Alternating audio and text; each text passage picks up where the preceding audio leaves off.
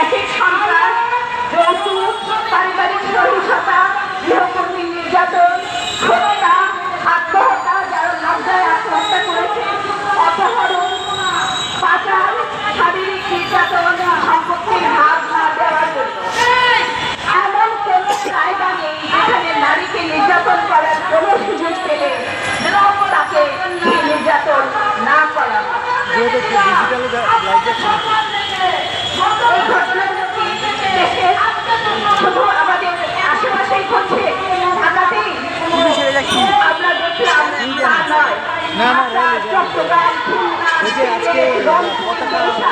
নারায়ণগঞ্জ কোথায় নেই, দেশের আনাচে কানাচে প্রত্যেকটা জেলায় এই ঘটনাগুলো ঘটছে।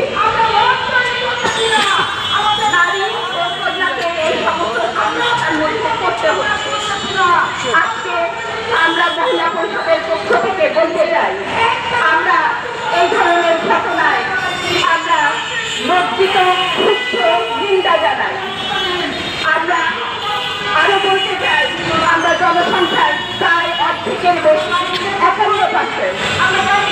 আমাদের জন্য নিরাপদ নারীবান্ধব পরিবেশ দেশ তৈরি করতে হবে।